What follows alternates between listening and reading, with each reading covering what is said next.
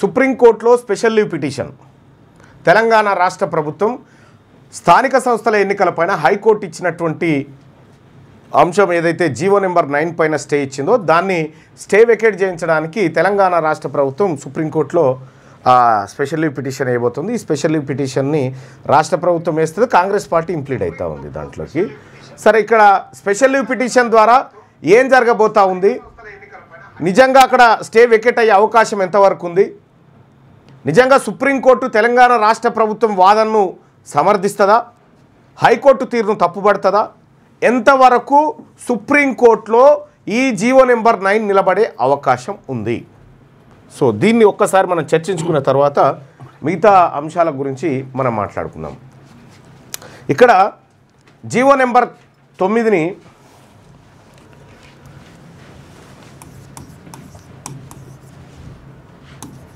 High court stay ఇచ్చింది. ఇప్పుడు next option supreme court.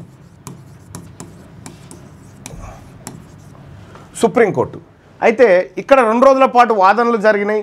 వాదనలు జరిగిన తర్వాత 1 నిమిషంలో స్టే ఇస్తున్నామని చెప్పి వెళ్ళిపోయారు ఇక్కడ ఉన్నటువంటి సీజే గారు. ఆ తర్వాత ఇప్పుడు సుప్రీంకోర్టుకు పోతే ఏం జరుగుతుంది, లోకల్ బాడీ ఎలక్షన్ ఉండయా, ఏం జరుగుతుంది, ఈ అంశం మనం అందరం క్లారిటీ రావాల్సినటువంటి అవసరం ఉంది. ప్రధానంగా సుప్రీంకోర్టుకు పోయిన తర్వాత స్పెషల్ లీవ్ పిటిషన్ వేసిన తర్వాత ఈ హైకోర్టు స్టే అయితే ఏదైతే ఉందో దీన్ని వెకేట్ చేయమని చెప్పి దీన్ని కొట్టేయండి అని చెప్పి ఇక్కడికి పోయారు.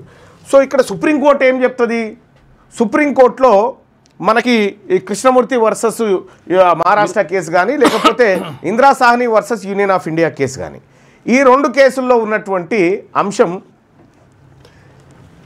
50% సీలింగ్ దాటొద్దు, రిజర్వేషన్ దాటొద్దు, 50% సీలింగ్ ఏదైతే ఉందో ఈ సీలింగ్ను దాటొద్దు అని చెప్పింది.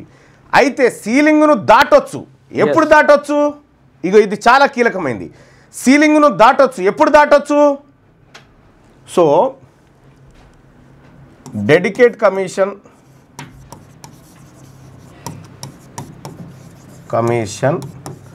వేసి ఎంపారికల్ డాటా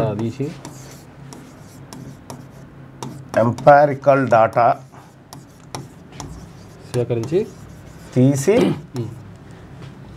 ప్రజల అభిప్రాయాలు సేకరించి అప్పుడు ఇక్కడ నివేదిక సమర్పిస్తే తెలంగాణ రాష్ట్రంలో బీసీలు అత్యంత వెనకబడిన వర్గాలుగా ఉన్నారు, వాళ్లకు అవకాశాలు చాలా తక్కువగా ఉన్నాయి, దానికి సహేతుకమైనటువంటి కారణాలు ఇవి అని చెప్పి ఇప్పుడు ఈ అంశం ద్వారా మనం కోర్టుకు పోతే కోర్టులో నిలబడుతుంది.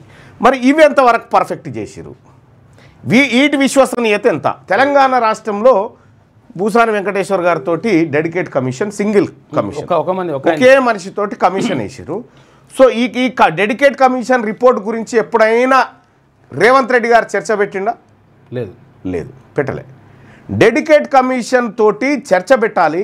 డెడికేట్ కమిషన్ రిపోర్ట్ను భూసాని వెంకటేశ్వర్ గారు తయారు చేసి, అయ్యా ముఖ్యమంత్రి గారు డెడికేట్ కమిషన్ రిపోర్ట్ తయారైంది, మీకు అందజేయాలనుకుంటున్నా అంటే, ఏ దిక్కుమాల రిపోర్ట్ ఆడ పెట్టిపోరాదా టేబుల్ మీద అని చెప్పిండు. కథం.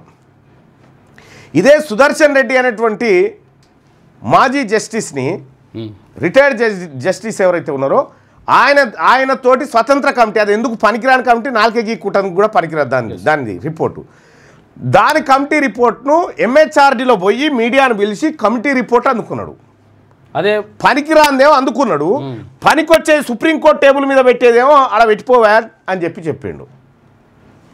ఇది ఇట్లా బాయన ఎంపారికల్ డాటా అంటే బీసీలు రాజకీయంగా వెనకబడి ఉన్నారని చెప్పడానికి సహేతుకమైనటువంటి కారణాలతో కూడిన డాటా, ఇదంతా కూడా సేకరించి ఇక్కడ పెట్టాలి.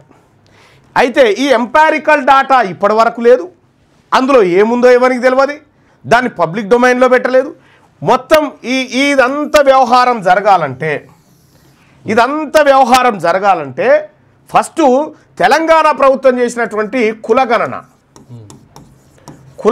లెక్కలు బయట పెట్టవలసి వస్తుంది. కులగణన లెక్కలు బయట పెట్టాల్సి వస్తుంది, అవి కూడా కులాల వారీగా బయట పెట్టాల్సి వస్తుంది. ఇప్పుడు ఈ కులగణన లెక్కలు బయట పెడితే వాళ్ళు 15% ఉన్నారనేటువంటి డాటా ఉంది కదా, రేవంత్ రెడ్డి చెప్తుంది. తప్పు కదా, అది తప్పు. ఆ దుర్మార్గం బయటపడుతుంది, ఆ లెక్కలు బయటపడతాయి. ప్లస్ బీసీలలో 50 లక్షల మందిని లేకుండా చేసిరు కదా కులగణనలో, వీళ్ళు ఈ తప్పులు బయటపడతాయి. అసలు కథ ఏమో కానీ వీళ్ళు చేసిన దొంగతనం బయటపడుతుంది. ఈ దొంగతనం బయటపడకుండా సుప్రీంకోర్టులో స్టే వేకేట్ అయ్యే పరిస్థితి లేదు. నీకు సుప్రీంకోర్టు ఏమడుతుంది? నువ్వు డెడికేట్ కమిషన్ రిపోర్టు పెట్టినవా, డెడికేట్ కమిషన్ రిపోర్ట్ను సభలో పెట్టినవా, పబ్లిక్ డొమైన్లో పెట్టినవా, ఏ వెబ్సైట్లో ఉంది అనేది చెప్పాలి. ఇక్కడ ఎంపారికల్ డేటా కూడా నీకు ప్రజల ముందు పెట్టాలి. ఈ రెండు ఇప్పటి వరకు పెట్టలేదు. ఇవి సీక్రెట్ డాక్యుమెంట్స్గా ఉన్నటువంటి పరిస్థితుల్లో సుప్రీంకోర్టు ఎట్టి పరిస్థితుల్లో సీక్రెట్ డాక్యుమెంట్కు ఆమోదం తెలపదు అని నా అంచనా. సో ఇక్కడ కూడా సుప్రీంకోర్టుకు పోవడం ద్వారా ఏం చెప్పదలుచుకున్నాడు రేవంత్ రెడ్డి అని అంటే, నేను సాయశక్తులా కృషి చేసిన అని చెప్పుకుంటాడు అన్నట్టు. చేసిందే ఇక్కడ దొంగ పని, చేసిందంతా దొంగ పనే. ఈ డాటా బయట పెట్టకుండా నేను మొదటి నుంచి చెప్తా ఉన్నా, కులగణన లెక్కలు బయట పెట్టమని అంటా ఉన్నా కదా, అవి బయట పెడతారా? ఒకవేళ అవి బయట పెడితే వీటి కథ కూడా తేలేదు అన్నట్టు. కాదు, ఈ లెక్కలలో కూడా 2 రకాల లెక్కలు చెప్పారు. ఒకటి, ఎవరు ఉత్తమ్ కుమార్ రెడ్డి ప్రకటించినప్పుడు 56.33% అని ప్రకటించింది బీసీలు. తర్వాత ఇప్పుడు హైకోర్టులో పిటిషన్ వేసినప్పుడు ఎవరు అడ్వకేట్ జనరల్ ఏం చెప్పిండు? 57.3%, 57.6% అని చెప్పి అది చెప్పారు కథ. సో ఇట్లా అంటే ఈ డాటా కులగణన ఇది మొత్తం తప్పుల తడక చేసి, సో ఇప్పుడు సుప్రీంకోర్టు దగ్గర బలంగా నిలబడగలిగిన డాటా మన దగ్గర లేదు. ఎందుకంటే ఈ డాటానంతా కొలాబ్ చేసింది జానారెడ్డి, రేవంత్ రెడ్డిలే కదా. కులాల వారిగా లెక్కలు తీసేసి ఏ ఊర్లో ఎంత ఉన్నారు, ఏ ఊర్లో ఎంత ఉన్నారు ఇస్తే, ఫలానా గ్రామంలో ఫలానా గ్రామ పంచాయతీ కాడ పోస్టర్, ఈ గ్రామంలో ఇంతమంది ముదిరాజులు ఉన్నారు, ఇంతమంది గౌడ్సు, ఇంతమంది పద్మశాలులు, ఇంతమంది మున్నూరు కాపులు, ఇంతమంది నాయి బ్రాహ్మణులు, ఇంతమంది రజకులు, విశ్వకర్మలు ఇంతమంది ఉన్నారు, తంబాలోళ్ళు ఇంత, లేకపోతే గంగెద్దులో ఇంతమంది ఉన్నారు, దూదేకులో ఇంతమంది, బాలసంతులు ఇంతమంది ఉన్నారు. ఈ లెక్క ఇట్లా వేయాలి. ఇవి వేయకుండా మాయామచ్చింద్ర మాటలతోటి అక్కడికి పోయి చివరిగా నేను హైకోర్టు ముంగట చెప్పిన కదా, నా సాయశక్తుల కృషి చేసిన కానీ నేను చేయలేకపోయినా ఇక పార్టీ పరంగా ఇస్తా అని చెప్తాడు రేవంత్ రెడ్డి. అది ఇవాళనో రేపు ఎప్పుడో చెప్తాడు. కొంతమందికి డౌట్ కూడా ఉంటుంది, ఏమంటే యాక్చువల్గా ఏదో అయితే లెక్కలు చెప్పిండుగా అంటారు. ఏ లెక్కలు చెప్పాలి ఇప్పటిదాకా? విషయం ఏంటంటే కులాల వారిగా లెక్క చెప్పమని ఎందుకని చెప్పేసి అడుగుతున్నారంటే, కులాల వారిగా లెక్క చెప్తే ఇప్పటి వరకు ఒక 50-60 కులాలు ఇప్పటి వరకు వార్డు మెంబర్ కూడా కాలే. తర్వాత ఒక 60-70 కులాలు ఇప్పటి వరకు ఒక ఫ్యూన్ ఉద్యోగం కూడా పొందలే. కాబట్టి ఈ డేటా ఆధారంగా ఇన్ని కులాలు అసలు కనీసం ఆ దరిదాపులోకి కూడా వెళ్ళలేవు. కాబట్టి ప్రత్యేకమైనటువంటి రిజర్వేషన్ అందించడం ద్వారా ఈ లెక్కలు బయట పెడితే మరి ప్రజలంతా బీసీలలో ఉంటే మీరెట్లా ఎమ్మెల్యేలు అవుతారా అని చెప్పి జనంలో పెడతారు కదా. ఈ దొంగతనం బయటపడుతుందని వీళ్ళు దాసిరు అన్నట్టు. వీళ్ళ దొంగతనమే ఇప్పుడు వీళ్ళ మెడ మీద కత్తి కూర్చుంది. ఇప్పుడు 42% రిజర్వేషన్ ఇవ్వకుండా కాంగ్రెస్ పార్టీ ప్రభుత్వం లోకల్ బాడీ ఎన్నికలకు వచ్చే పరిస్థితి లేదు. ఎందుకంటే జనం ఊకునే పరిస్థితి లేదు. సో కాబట్టి రేవంత్ రెడ్డి గారు ఇప్పటికీ నేను నీకు సూచన చేస్తా ఉన్నా మిత్రుడిగా, కులగణన లెక్కలు బయటపెట్టి ఇవాళనో రేపో బయటపెట్టు. ప్రతి గ్రామ పంచాయతీ దగ్గర ఆ కులానికి సంబంధించినటువంటి లెక్కలు, ఆ గ్రామంలో ఉన్న డాటా అక్కడ పెట్టు. నిజాయితీ నిరూపించుకో. ఆఖరికి మీ ప్రభుత్వం దొంగ ప్రభుత్వం అని తేలిపోయింది కాబట్టి, మీ ప్రభుత్వం బీసీలను మోసం చేయడానికి కుట్ర పన్నుతున్నదని తేలిపోయింది కాబట్టి పాప పరిహారం కింద చేసుకో. పాప పరిహారం చేయి. పాప పరిహారం చేయడం వల్ల మీకు మంచి జరుగుతుంది. అంటే కనీసం దిగిపోయేటప్పుడు అయినా చరిత్రలో పేరు ఉంటుంది, ఇగో ఈ రేవంత్ రెడ్డి చేసిపోయినా అని చెప్పుకోవడానికి ఉంటుంది. ఇక మీరు అది కూడా లేలే నేను అట్లే మొండికి పోతా అంటే రేపు పొద్దుగాల సింగిల్ వార్డు మెంబర్ కూడా కాలేరు మీరు. ఇది సుప్రీంకోర్టు దీని మీద స్టే నా అంచనా ప్రకారం 70% స్టే రాకపోవచ్చు, 30% ఎవరిదన్నా దయాదాక్షిణ్యాల మీద ఉంటే ఉండొచ్చు అంతే. కానీ ఈ 30% కూడా ఇదంతా అధిగమిస్తే ఉంటుంది. ఇదంతా క్లియర్గా. కాబట్టి ఈ లెక్కన మీరు ఏదైనా ఉంటే రాష్ట్ర హైకోర్టులో తేల్చుకోపోండి అని చెప్పే అవకాశం ఎక్కువగా ఉంది. రాష్ట్ర హైకోర్టులో మరి ఏంది మళ్ళన్నా దీనికి పరిష్కారం అంటే, ఈ 50% సీలింగ్ పెట్టింది ఎవరు? 9 మంది జడ్జిల ధర్మాసనం సుప్రీంకోర్టులో పెట్టింది. ఇది రాజ్యాంగంలో ఉన్నదా? రాజ్యాంగంలో ఎక్కడ ఉండదు. బీసీలకు రిజర్వేషన్ 50% ఉండాలి, ఇంతలోపే జరగాలి అని ఏముండదు. కోర్టులు విధించినాయి. అప్పుడేమో రాజ్యాంగం ఏం చేసింది, రాష్ట్రాలకు వదిలేసింది. రాష్ట్రాలు ఇవి ఇంప్లిమెంట్ చేసుకుంటామంటే కోర్టులు ఎంటర్ అయ్యి ఆపినాయి అట్లా. సో ఇట్లా ఇప్పుడు 9 మంది జడ్జీల ధర్మాసనం చెప్పినటువంటి తీర్పు ఏదైతే ఈ 50% సీలింగ్ ఉందో దీన్ని 11 మంది జడ్జీలతోటి కొట్టేపియాలి. ఎస్, మన 9 మంది 11 మంది జడ్జీల ధర్మాసనం తోటి దీన్ని కొట్టేపిస్తే ఇది నిలబడుతుంది. ఏది ఈ రకంగా పోవాలంటే, లేదు అనంటే తెలంగాణ రాష్ట్ర ప్రభుత్వం బిల్లు పాస్ చేసి గవర్నర్ కన్సైన్కి పంపి అక్కడి నుంచి రాష్ట్రపతి పార్లమెంటు 9th షెడ్యూల్, ఈ 2 ఆప్షన్లు తప్ప ఇంకా మనం దేకినా ఇంకొక ఆప్షన్ లేదు. ఈ 2 కాకుండా ఇంకా వేరే వాళ్ళు ఏ ప్రయత్నం చేసినా అది ప్రజల్ని మభ్యపెట్టడానికి చేసే కార్యక్రమమే, అంతకు మిక్కిలి ఇంకొకటి లేదు. ఇక డ్రామా ఉంటుంది అంతే, డ్రామా. సో ఇది కార్యక్రమం, ఇది జరగబోయేది. 70% స్టే వెకేట్ అయ్యే అవకాశం లేదు, 70%. ఇదొక అంశం. ఇక రెండో అంశం, మనం నిన్న ఆర్టీసీ గురించి మాట్లాడుకోవాల్సిందే, మాట్లాడలేదు. సో ఆర్టీసీ కంటే ముందు కేంద్ర ప్రభుత్వ ఉద్యోగాలు మండల్ కమిషను తర్వాత మనకి ఏది బీసీలకు ఓబీసీలకు భారతదేశంలో 27% రిజర్వేషన్ ఎప్పుడు మండల్ కమిషన్ నివేదిక ఆధారంగా. ఎస్,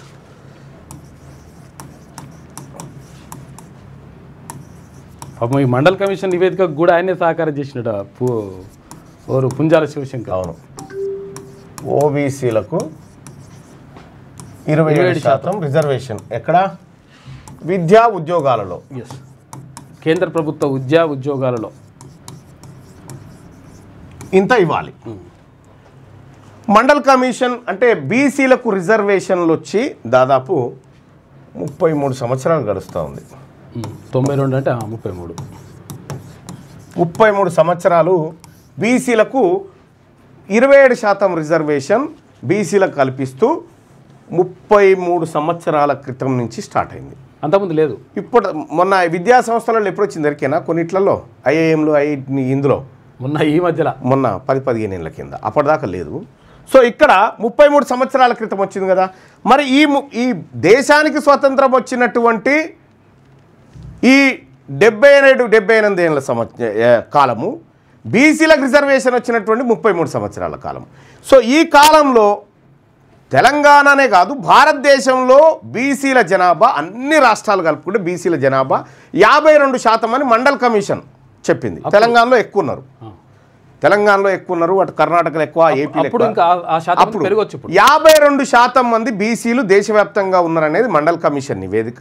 ఆ నివేదిక ఆధారంగా 27% ఉద్యోగాలు బీసీలకు కల్పించాలని చెప్పి మండల్ కమిషన్ నివేదిక రిపోర్ట్ ఇస్తే, బీపీ మండల్ ఇస్తే, ఆ మండల్ కమిషన్ నివేదికను కోర్టులో ఛాలెంజ్ చేసినారు. ఎవరు? ఇందిరా సాహ్ని కోర్టులో ఛాలెంజ్ చేసి అసలు బీసీలకు రిజర్వేషన్ ఇవ్వడం వల్ల నష్టం జరుగుతుంది, ఈ బీసీల రిజర్వేషన్ కొట్టేయాలని ఆమె పోతే, అప్పుడు Indira Sawhney versus union of India కేసులో లేలే బీసీలకు 27% ఇవ్వచ్చు, కానీ మొత్తం రిజర్వేషన్ 50% దాటకుండా ఇగో స్లాబ్ పెడతా ఉన్నాము అని చెప్పి పెట్టింది అన్నట్టు. ఏది 9 మంది ధర్మాసనం. సో ఇక్కడ మనం ఇది కొట్టేయాలంటే 11 మంది ధర్మాసనం ఉండాలి. సో ఇట్లా ఎప్పుడు చూసినా కూడా 11, 9, 13, 15, 17 ఎందుకు ఉంటుంది అంటే 12 పెట్టిరు అనుకో, 6 సమానం ఇస్తే ఎట్లా మరి తీర్పు? అందుకోసం ఒకరిని ఎక్కువ తక్కువ పెడతారు అన్నట్టు. అది అట్లా బేస్ సంఖ్యలో పెడతారు. ఇక్కడ ఈ 33 సంవత్సరాల క్రితం విధించినటువంటి స్లాబ్ ఏదైతే ఉందో ఆ స్లాబ్ను ఎత్తివేయాలంటే 11 సభ్యుల ధర్మాసనంతో కూడినటువంటి బెంచే ఎత్తేయగలుగుతుంది.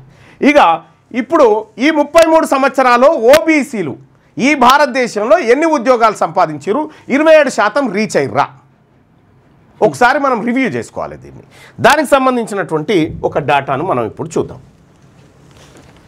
పరిశాన్ అవుతారు. ఇది నేషనల్ వైడ్కి కూడా దారుణం. ఇది ఒకసారి మనం చూడొచ్చు ఇక్కడ డేటా క్లియర్గా.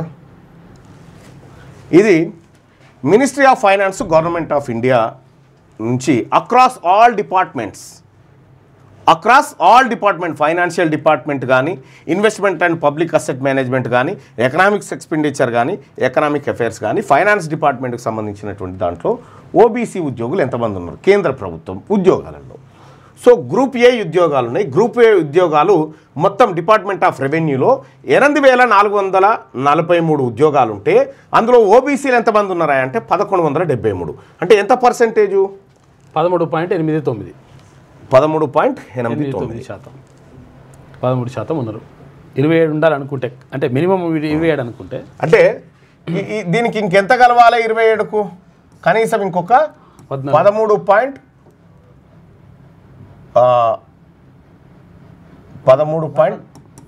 కలవాలా? అంతే అంతే అంతే 13 కలవాలా? ఎంత తక్కువ ఉన్నారు?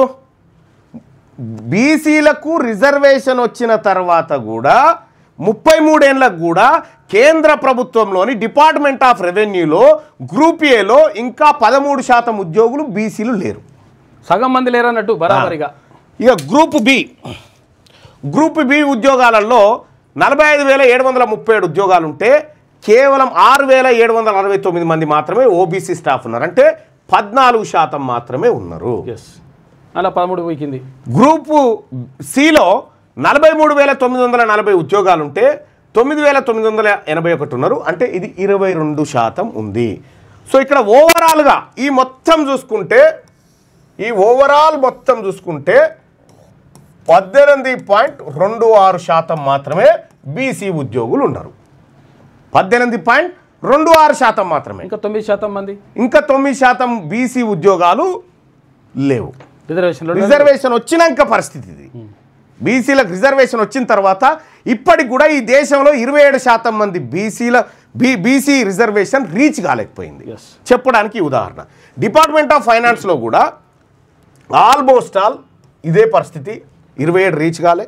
Department of investment and public asset మేనేజ్మెంట్లో ఇగో ఓవరాల్గా 15% మాత్రమే ఉన్నారు.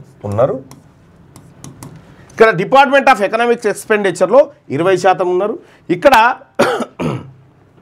ఆల్ గ్రూప్స్ కలిసి 21% మంది ఉన్నారు. అంటే డబ్బు, ఫైనాన్స్ అంటే డబ్బు.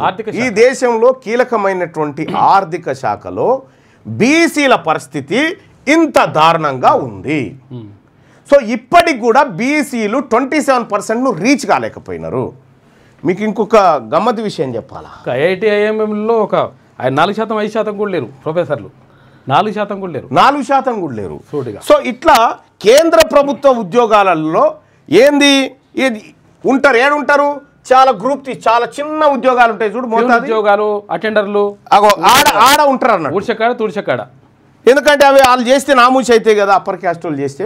అందుకోసమని ఇవి ఎస్సీ ఎస్టీ బీసీలకు పంచుతారు. ఇవి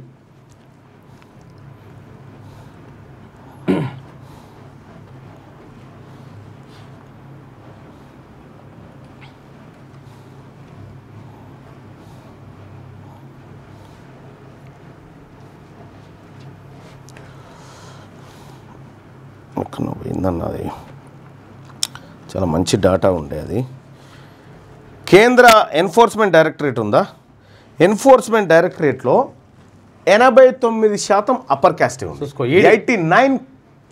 ఇక్కడ ఈ ఉద్యోగాలలో ఎస్సీ ఎస్టీలకు పర్ఫెక్ట్గా వచ్చినాయి. మరి బీసీలకు రావాల్సిన ఉద్యోగాలు ఎవరు ఎత్తుకపోయారు? బీసీలు 60% ఉంటే కేవలం 15% దక్కినంటే మిగతా ఎవరి దగ్గరికి పోయినట్టు? అప్పర్ క్యాస్ట్ దగ్గర ఉన్నట్టు. అంటే వీళ్ళు బీసీలకు వచ్చినటువంటి రిజర్వేషన్ను కూడా ఇంప్లిమెంట్ చేయలేదు.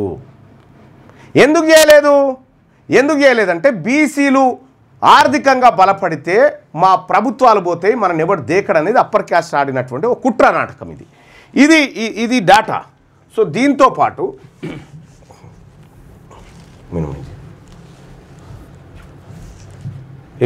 ఇక్కడ మనం ఓవరాల్గా ఇదంతా చూసుకోవచ్చు, క్లియర్గా కనిపిస్తుంది చూడండి.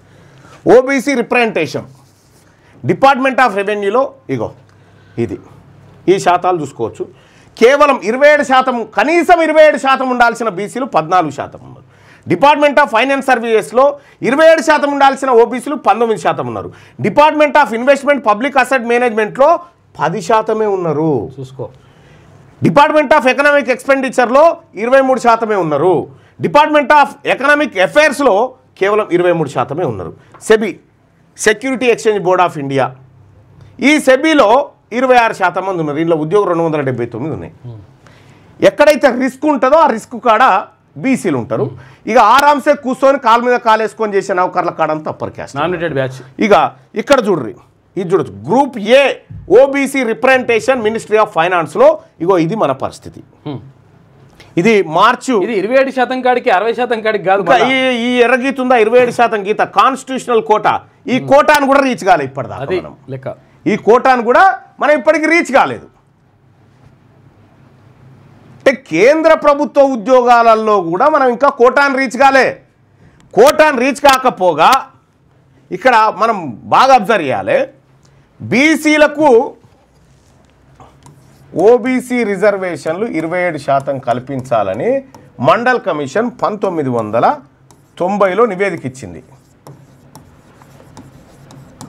నివేదిక ఇస్తే సుప్రీంకోర్టు ఏం చేసిందంటే, నీ నివేదిక ఆపు. సుప్రీం స్టే ఇచ్చింది, నీ నివేదిక ఆపు, ఎట్లా తీసుకుంటావా నువ్వు 27% రిజర్వేషన్ అని 2 సంవత్సరాల పాటు 1992 వరకు పుంజాల శివశంకర్ లాంటి వాళ్ళు కొట్లాడి 92 వరకు కొట్లాడి ఆఖరికి 27%ను ఖాయం చేసిరు. చేసిన తర్వాత ఇదేమో మన బీసీలది, ఈడబ్ల్యూఎస్ కోట 10%, అప్పర్ క్యాస్ట్ వాళ్ళకు 10% కోట. 2 రోజులల్లా పార్లమెంట్లో బిల్లు పెట్టిరు.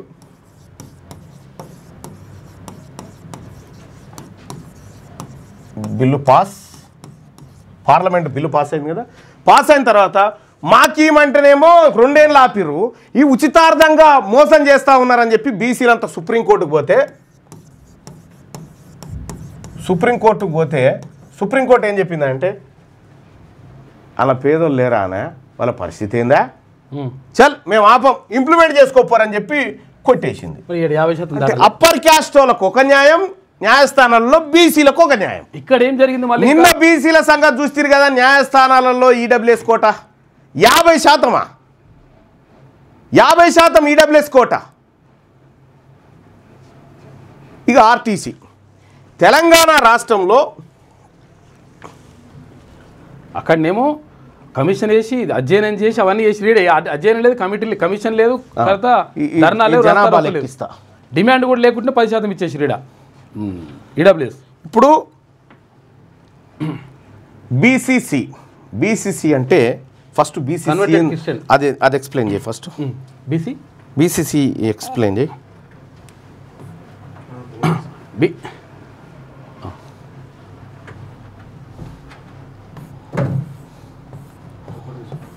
బీసీసీ అంటే ఇది కన్వర్టెడ్ క్రిస్టియన్. ఇది కొత్త తీసుకుంటావు.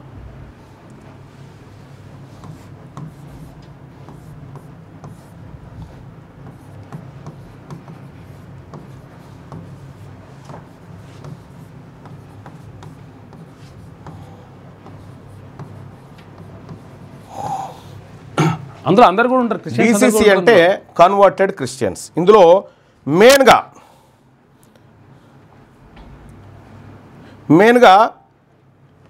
బీసీ ఉండదు. మళ్ళీ అందులో కాదు ఎస్సీలలో ఉండి షెడ్యూల్ క్యాస్ట్లో ఉండి మతం మారితే షెడ్యూల్ క్యాస్ట్లో ఉండి మతం మార్చుకొని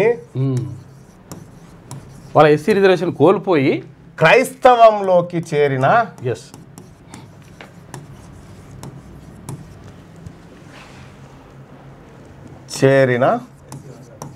దళితులు, ఎస్సీ వర్గాలు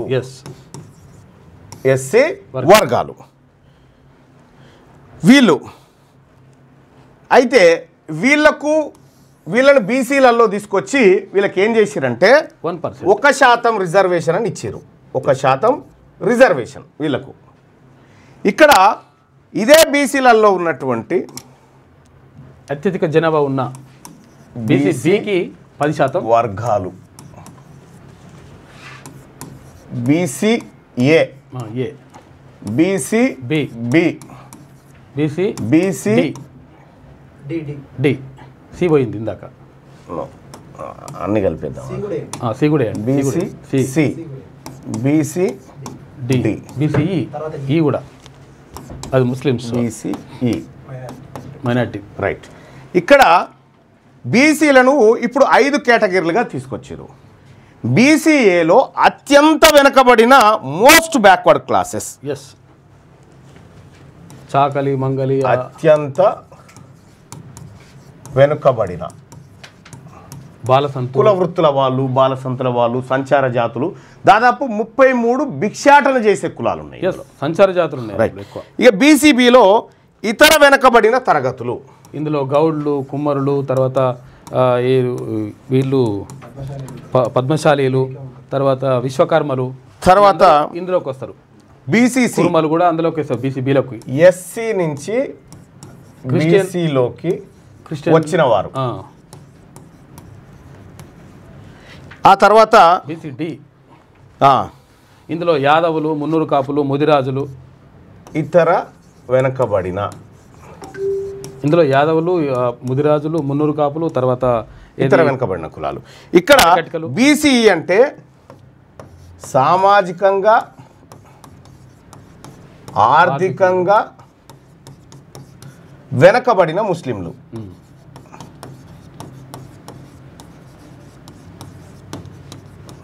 వీళ్ళు స్పెషల్ రిజర్వేషన్. ఇక్కడ మనం అబ్జర్వ్ చేయాల్సినటువంటి విషయం ఏంటంటే, మనం ఆర్టీసీ టాపిక్ తేలాలంటే ఫస్ట్ ఇదేందో మనకు అర్థం కావాలి. అత్యంత వెనుకబడినటువంటి వర్గాల వారు ఎవరైతే ఉన్నారో వీళ్ళకు ఎంత రిజర్వేషన్? 7%. 7% రిజర్వేషన్. వీళ్ళకు 10%. బీసీబీలలో ఉన్నటువంటి వాళ్ళకు 10% రిజర్వేషన్. బీసీసీలో ఒక 1%. బీసీసీలకు 1% రిజర్వేషన్. బీసీడీ 7%. బీసీడీకు 7% రిజర్వేషన్. బీసీఈకి 4%. బీసీఈకి 4% రిజర్వేషన్. ఇది బీసీలకు ఇచ్చేటువంటి రిజర్వేషన్ ఏదైతే ఉందో ఈ రిజర్వేషన్ ఇగో ఈ రకంగా ఉంటుంది మనకు. 7, 14, తర్వాత 29. అంటే వీళ్ళకు ముస్లింలకు కలిసి ప్లస్ ఎస్సీలకు సంబంధించినటువంటి వాళ్ళు 1% ఈడకు వచ్చారు కాబట్టి ఇక్కడ వీళ్ళ జనాభా మొత్తం జనాభాలో 7% జనాభా ఉంటుంది. వీళ్ళ జనాభా మొత్తం జనాభాలో 10%, అంటే వాళ్ళు ఉండాల్సిన దానికంటే ఎక్కువ ఉన్నారు కానీ రిజర్వేషన్లో దక్కిందంతా. సో ఇక్కడ బీసీసీకి సంబంధించి బాగా అబ్జర్వ్ చేయండి. బీసీసీ అంటే కన్వర్టెడ్ క్రిస్టియన్స్, చాలా తక్కువ ఉంటారు వీళ్ళు. షెడ్యూల్ కులాల నుంచి మళ్ళీ ఓసీల నుంచి కన్వర్ట్ అయిన వాళ్ళు కాదు, దళితుల నుంచి క్రైస్తవులుగా కన్వర్ట్ అయినటువంటి వాళ్ళు మొత్తం జనాభాలో 1% ప్రాక్సిగా ఉంటారు. 1% రిజర్వేషన్ అని వాళ్ళకి పెట్టారు. ఇక్కడ వాస్తవానికి ఇక్కడ ఇప్పుడు బీసీఏ ఉంది, 100 ఉద్యోగాలు ఉంటే బీసీఏలకు ఎన్ని రావాలి? వీళ్ళకు 7 ఉద్యోగాలు రావాలి. బీసీబీలకు ఎన్ని రావాలి? 100 ఉద్యోగాలు ఉంటే 10 రావాలి. వీళ్ళకి బీసీసీ వాళ్ళకి 100 ఉద్యోగాలు ఉంటే 1 రావాలి. బీసీడీ వాళ్ళకి 7 రావాలి. 100 ఉంటే 7 రావాలి. వీళ్ళకు 100 ఉద్యోగాలు ఉంటే 4 ఉద్యోగాలు రావాలి. ఇది క్లారిటీ ఉంది కదా. ఇక ఇప్పుడు చూడరు అసలు కథ. ఇక్కడ ఎవరికి? బీసీలలో బీసీఏ వాళ్లకు ప్రతి 100 ఉద్యోగాలలో 7 రావాలి. బీసీబీ వాళ్ళకు ప్రతి 100 ఉద్యోగాల్లో 10 రావాలి. బీసీసీ వాళ్ళకు ప్రతి 100 ఉద్యోగాలలో రావాల్సింది 1 ఉద్యోగం. రైట్. ఈడబ్ల్యూఎస్ కూడా పెట్టండి. ఇంకా ఈడబ్ల్యూఎస్ కూడా పెడదాం. ఈడబ్ల్యూఎస్ వీళ్ళకి ప్రతి 100 ఉద్యోగాలలో అసలు 10 రావాలి, 5 రావాలి. ఎందుకంటే 50% ఎస్సీ ఎస్టీ బీసీలకు పోగా మిగిలిన దాంట్లో 10%, ఓపెన్లో 10%. ఇది జబల్పూర్ హైకోర్టు తీర్పు ఇది. కాబట్టి వీళ్ళకి 5 రావాలి. సో ఇప్పుడు ఎంత వచ్చినాయో చూద్దాం. ఇప్పుడు ఆర్టీసీ రిక్రూట్మెంట్ జరుగుతూ ఉంది. ఆర్టీసీలో డ్రైవర్, మెకానికల్ పోస్టులు భర్తీ చేస్తూ ఉన్నారు. దీంట్లో ఎన్ని ఉద్యోగాలు వాళ్ళకు పోతా ఉన్నాయో ఒకసారి చూద్దాం. ఇది రెవెన్యూ డిస్ట్రిక్ట్ మొత్తం ఉద్యోగాలు వచ్చేసి డ్రైవర్ ఉద్యోగాలు 1000 ఉద్యోగాలు ఉన్నాయి. ఇక్కడ 1000 ఉద్యోగాలు ఉన్నాయి. 1000లో బీసీఏ వాళ్ళకి ఎన్ని రావాలి? 70 ఉద్యోగాలు రావాలి. 10 రావాలి.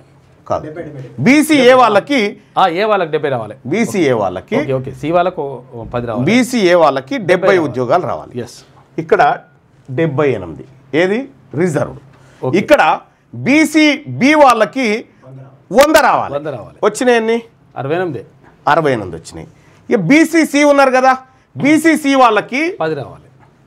1000 ఉద్యోగాలలో 1% అంటే ఎంత రావాలి? 10 రావాలి.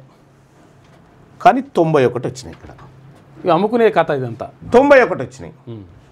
ఇక్కడ వాస్తవానికి ఈడబ్ల్యూఎస్ ఉంది. ఈడబ్ల్యూఎస్కి 10 రావాలి. ఈడబ్ల్యూఎస్ వాళ్ళకి ఎన్ని రావాలి? ఈడబ్ల్యూఎస్ వాళ్ళకి 1000 ఉద్యోగాలంటే 50% తీసేగా మిగతా 50లో 10% అంటే 50 రావాలి. 50 రావాలి. వీళ్ళకి వచ్చినాయి ఎన్ని? 84 వచ్చినాయి. ఇక్కడ బీసీడీ వాళ్ళకి 7% అంటే ఎంత రావాలి? 70 రావాలి. 70 రావాలి. ఇక్కడ 38 వచ్చినాయి. బీసీఈ వీళ్ళకి 4% రావాలి. 4 అంటే ఎంత రావాలి? కనీసం 40 రావాలి. సో ఇక్కడ ఈ బీసీసీ ఈ 1% రిజర్వేషన్ ఉన్నటువంటి వాళ్ళకి 91 ఉద్యోగాలు ఎట్లా అలాట్ అయినాయి అంటే ఇవి మళ్ళీ దీనికి రాత పరీక్ష ఏం లేదు. రాత పరీక్ష కాదు, బస్సు స్టీరింగ్ బట్టి తింపుడు. సో లెఫ్ట్ పోవాలంటే ఏం చేయాలి, రైట్ పోవాలంటే ఏం చేయాలి, ఎదురుగా బండి వస్తే ఏం చేయాలి, ట్రాఫిక్లో ఇరుక్కపోతే ఏం చేయాలి, రివర్స్ చేసేటప్పుడు ఏం చేయాలి, ఇవి అడిగి రిక్రూట్మెంట్ చేస్తారంట. ఈ 1000 ఉద్యోగాలు. ఈ 1000 ఉద్యోగాలను ఇగో ఇట్లా ఓపెన్ కేటగిరీలో 323, ఈడబ్ల్యూఎస్ కోటాలో 84. ఇప్పుడు దీనికి ఎవరు ఉండరు కదా బీసీసీకి, ఇవన్నీ సేల్. ఎంత ఇస్తావు చెప్పు, అంతే. ఎంత ఇస్తావో చెప్పు. ఈ ఉద్యోగాలు అమ్ముకునేటువంటి కార్యక్రమం అన్నట్టు. వాస్తవానికి బీసీల జనాభా ప్రకారం, బీసీల 62% ఉన్నటువంటి బీసీల జనాభా ప్రకారం బీసీలకు దక్కాల్సినటువంటి ఉద్యోగాలు 600 ఉద్యోగాలు దక్కాలి. ఒక్క నిమిషం, ఇంకా చాలా చెప్పేది స్క్రీన్ ఈ మహబూబ్ నగర్ డిస్టిక్లో చెప్పు. మహబూబ్ నగర్ డిస్టిక్లో బీసీడీఓలు 0, నాగర్ కర్నూలు డిస్టిక్లో బీసీడీ 0, గద్వాల్ డిస్టిక్లో బీసీడీ 0 ఉంది, వనపర్తి 0, నారాయణపేట 0. ఈడొచ్చేసి సిటీలో, హైదరాబాద్ సిటీలో ఇది ఏదో ఉంటుంది, వై పెట్టారు ఇది హైదరాబాద్ సిటీకి సికింద్రాబాద్ సంబంధించి ఇది 0. ఉమ్మడి మహబూబ్ నగర్ జిల్లాలో ఒక్క ముదిరాజుకు కూడా లేదు పోస్టు. ఒక్క యాదవ్కు లేదు, ఒక మున్నూరు కాపు లేదు, ఎవరికి లేదు. కానీ ఇదే మహబూబ్ నగర్ జిల్లాలో, ఉమ్మడి మహబూబ్ నగర్ జిల్లాలో 5 పోస్టులు 14, ఉమ్మడి మహబూబ్ నగర్ జిల్లాలో 16 మాత్రం బీసీసీలకు ఉన్నాయట. అంటే బీసీసీ లేరు కాబట్టి అవిటిని అమ్ముకోవడానికి డ్రామా, అంతే. అవిటిని అమ్ముకోవడానికి ఇగో ఈ డ్రామా. ఈ ఉమ్మడి మహబూబ్ నగర్ జిల్లాలో ఒక్క ముదిరాజు లేడట, ఒక్క యాదవ్ లేడట, ఒక్క మున్నూరు కాపు లేడు, ఈ బీసీడీ కులాలకు సంబంధించినటువంటి ఒక్కరు కూడా లేరు. ఇక ఇదే ఉమ్మడి మహబూబ్ నగర్ జిల్లాలో మొత్తం గౌడ్లు, పద్మశాలీలు, ఆ తర్వాత పెరిక, ఈ సామాజిక వర్గాలు అన్నీ కలిపి వీళ్ళన్నీ కలిపి 5, వీళ్ళందరికీ కలిపి. బీసీఏల పరిస్థితి కూడా అంతే. ఈ బీసీసీలో ఇట్లా ఎందుకు పెరిగినాయి? ఇది కీలకంగా మనం అర్థం చేసుకోవాల్సినటువంటి పాయింట్. ఇంకోటి జరపండి చెప్తా. ఈ ఎస్సీ వర్గాలకి 3 ఉన్నాయి కదా, 3 కేటగిరీలలో కలిపి 7 ఇవి మొత్తం 146 ఉన్నాయి టోటల్ ఎస్సీ వాళ్ళకి సంబంధించి. వీళ్ళ దగ్గర కూడా 4 దోపిడీ చేశారు. ఎస్సీ వర్గాల దగ్గర ఎస్సీలకు రావాల్సిన 4 కూడా దోపిడీ జరిగింది. ఎస్సీలై కథం అయిపోయినాయి. నువ్వు ఎక్కడన్నా చూడ్రి ఎస్సీ ఎస్టీలై వాళ్ళకి రాజ్యాంగ పరంగా రావాల్సినటువంటి రావాలి, అవిటిని కూడా పక్కదారి పట్టించి గీడికి తీసుకొచ్చి అమ్ముకుంటారు అన్నట్టు. ఇది చేస్తున్నది కూడా ఎవరో కాదు, BC welfare minister Ponnam Prabhakar department ఆయననే ఉన్నాడు. ఏమంటారు, ట్రాన్స్పోర్ట్ మినిస్టర్ కూడా ఆయననే ఉన్నాడు. మొత్తం ఆయన చేతుల మీద జరుగుతుంది. ఇది ఇంత బీసీ ప్రజలందరూ గమనించాలి. ఇది అవును, ఈ 2 ఆయన చేతిలో ఉన్నాయి. ఇప్పుడు ఆయనకు కావాలంటే మీరు ఫోన్ కలిపి కూడా మాట్లాడాను ఇదే లైవ్ లో కూడా. ఇదే బీసీలకు సంబంధించి ఆయన కలిపినా లాభం లేదు. ఎందుకంటే ఆయనని పెద్దగా గుర్తించే పరిస్థితిలో లేరు జనం కూడా. ఎందుకంటే ఆయనకు కావాల్సింది రెడ్ల సంక్షేమం కావాలి, ఆయనకు బీసీల సంక్షేమం కాదు. ఇక్కడ బీసీలకు జరిగినటువంటి అన్యాయం ఏడా మళ్ళా రెడ్డి శాఖలో కాదు, బీసీ ఆయన మంత్రిగా ఉన్న శాఖలో జరిగినటువంటి అన్యాయం ఇది. మీరు గతంలో చూస్తే నేను కొన్ని వందల సంఖ్యలో చూపిస్తా. ఆర్టీసీలో ఎస్సీ సర్టిఫికేట్లు పెట్టుకొని డ్రైవర్లు కండక్టర్లుగా చేరినటువంటి వాళ్ళు కోకొల్లలు ఉన్నారు, రిటైర్ అయినారు కూడా ఇప్పుడు. ఇదే ఉప్పల్ డిపోలో ఉన్నారు, ఇదే ఉప్పల్ డిపోలో. ఆయన పేరేమో భూపాల్ రెడ్డి, ఆయనకి ఎస్సీ కోటా కింద డ్రైవర్ ఉద్యోగం. ఇట్లా ఈ ఆర్టీసీలో ఉన్నటువంటి ఉద్యోగాలన్నింటినీ ఇప్పుడు కొల్లగొట్టే ప్రయత్నంలో ఉన్నారు. ఇప్పుడు ఆర్టీసీ ఉద్యోగాలు దాని ధర ఎంతనన్నా చెప్పురు, పోనీ ఇంత ధరకు అమ్ముతున్నాం ఒకటి అని చెప్తే గట్లనన్నా కొనుక్కుంటారుగా, డైరెక్ట్ ధర ఎంతనో చెప్పండి. ఇట్లా ఈ ప్రకారంగా మోసం జరుగుతూ ఉంటే ఈ మోసం చేసేటి అన్నీ అగ్రవర్ణాలే. ఈ అగ్రవర్ణాలు చేసేటువంటి మోసం ఏదైతే ఇప్పుడు ఆర్టీసీకి ఎవరు వచ్చిరా ఎండి ఏం రెడ్డి మొన్న వచ్చిండుగా,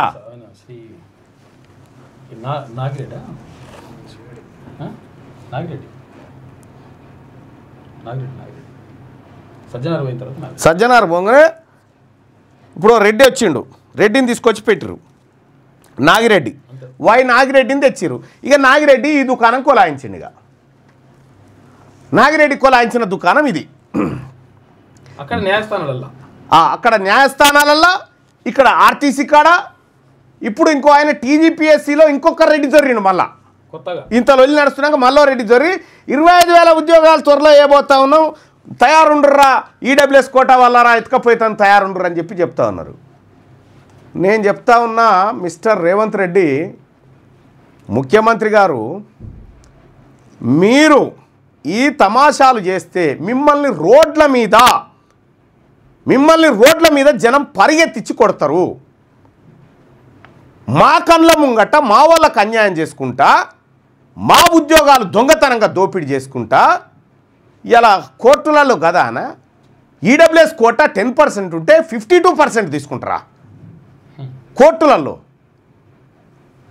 50%. ఇక్కడ వాస్తవానికి ఈడబ్ల్యూఎస్ కోటాలో వీళ్ళు 84 తీసుకున్నారు. వీళ్ళకి ఎంత రావాలి ఎరికేనా?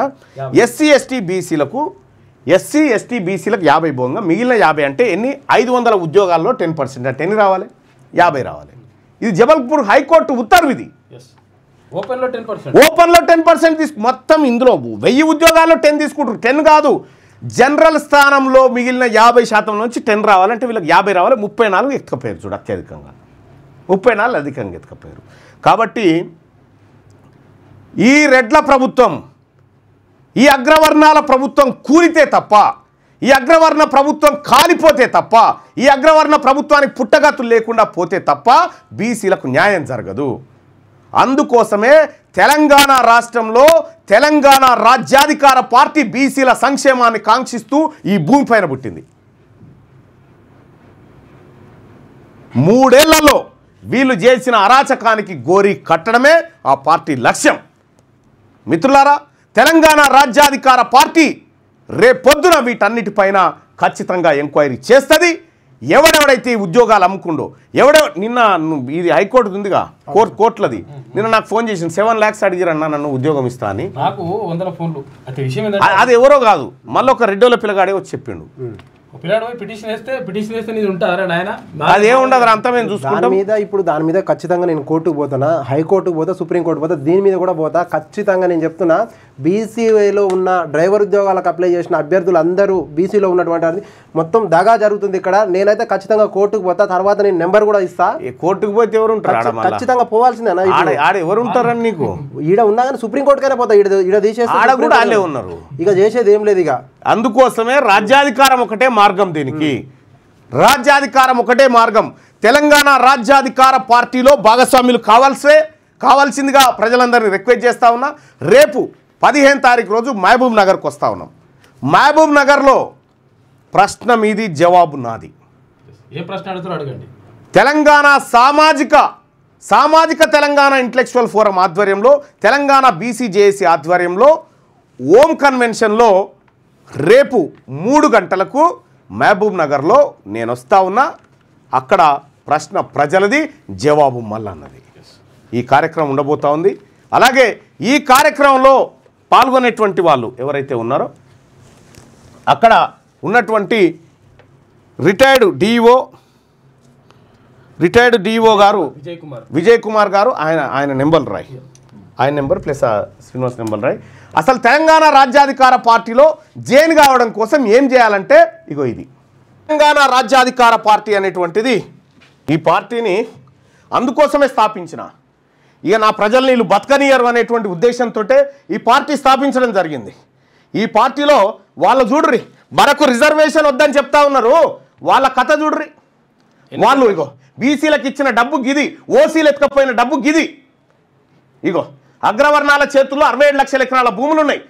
భూమి లేని బీసీలు 75 లక్షల మంది ఉన్నారు.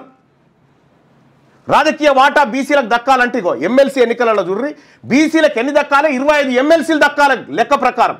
దక్కిందెంత? 12 మాత్రమే. 8% ఉన్న ఓసీలు 34% బడ్జెట్ను కంట్రోల్ చేస్తున్నారు. ప్రాజెక్టుల కోసం బీసీల వద్ద గుంజుకున్న భూములు 132,000 ఎకరాలు. ప్రాజెక్టులు కడతామని బీసీల దగ్గర గుంజుకున్న భూములు 132,000 ఎకరాలు గుంజుకున్నారు వీళ్ళు. బీసీలకు తెలంగాణ రాష్ట్రం వచ్చిన తర్వాత ఒక్క ఎకరమన్నా పంచిరంటే పంచలే. ఇవన్నీ ఏంది? అందుకోసమే ప్రజలారా ఈ పార్టీ, ఈ తెలంగాణ రాజ్యాధికార పార్టీ, ఇది ఫక్తు బీసీల ఆకాంక్షలు నెరవేర్చే పార్టీ, ఇది అన్యాయం జరిగిన వర్గాలకు అండగా నిలబడేటువంటి పార్టీ. ఈ పార్టీలో చేరండి, ఆన్లైన్లో మీరు రిజిస్టర్ చేసుకోండి. ఇక్కడ మీకు తెలంగాణ రాజ్యాధికార పార్టీ చేరాలంటే